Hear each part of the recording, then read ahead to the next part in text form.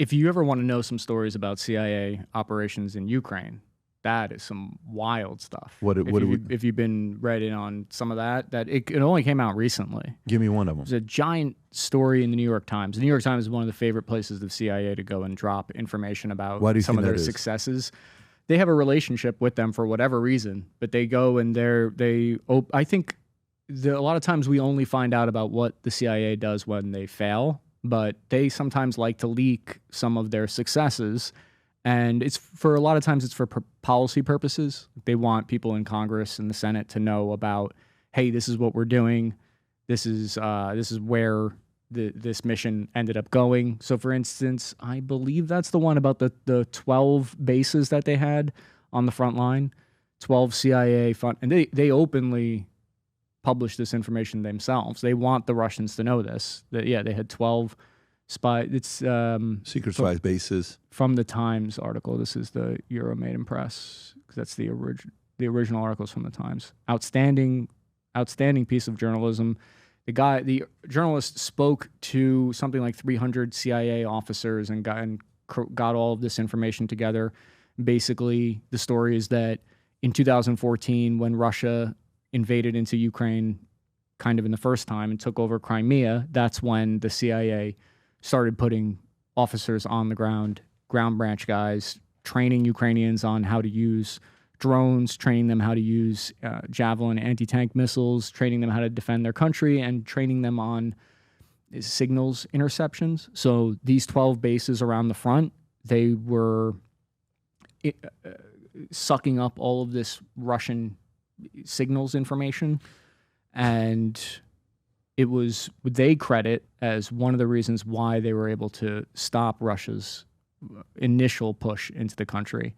And it's just a crazy story of how they trained the Ukrainian HUR, which is like, if I'm not mistaken, it's like their version of the CIA. The SBU is like their FBI. And it takes you through just this crazy story of how they trained these HUR officers, HUR guys, and they were like, hey, but don't use any of this to kill Russians. And then they immediately went and killed a bunch of Russian generals and a bunch of Russian troops with this training that we gave them. And this is all in the article. And then this attaches very specifically to another story about how we gave them targeting information. So we used our satellites to send them what were called points of interest, which were Russian troop positions, which crossed might have crossed into a gray area of whether or not that was what was going to be considered a red line for Russia. I mean, I'm sure Putin's not going to be happy about the fact that you told him how they did it, and then Ukraine goes and uses it to kill off the generals. Putin's going to sit there and say, America, you did this intentionally.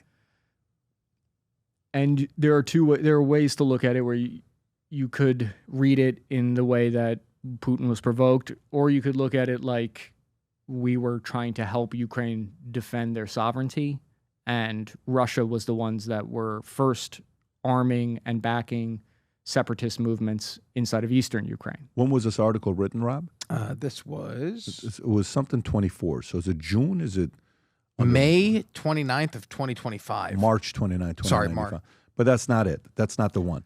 The one about the 12 bases, that's the one. That was, I think, in something 2024. Yeah.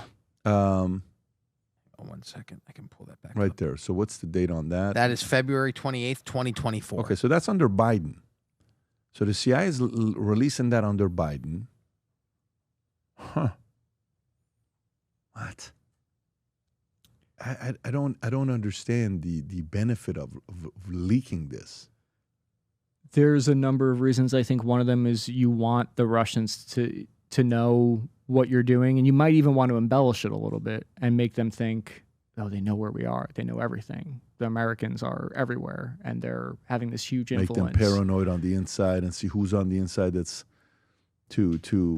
That's one option. Another option is that there could have been at the time maybe funding was going to get taken away from the CIA, or they were going to reappropriate away from operations in Europe. And this was a way to tell Congress, like, hey, no, we don't. Still need it. We still have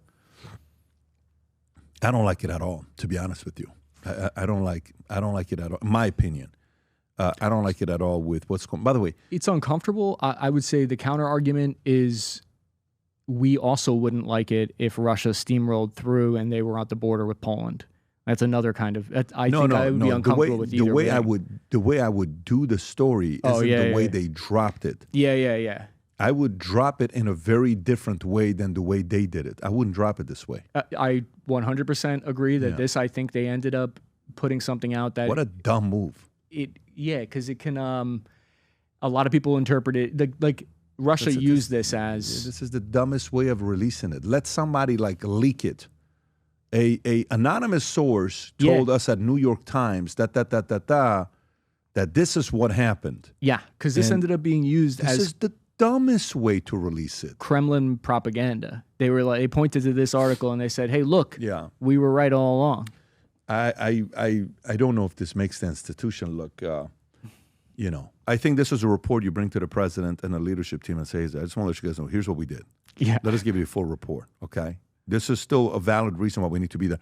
Hi, I'm Chris Cappy. You probably know me from the YouTube channel Cappy Army. I'm now on Minect. You can find me there and you can ask me any questions about war corresponding if you're interested in how to get into that, geopolitics, the defense industry, entrepreneurialism, anything you want to chat about, I'm on there. If you enjoyed this video, you want to watch more videos like this, click here. And if you want to watch the entire podcast, click here.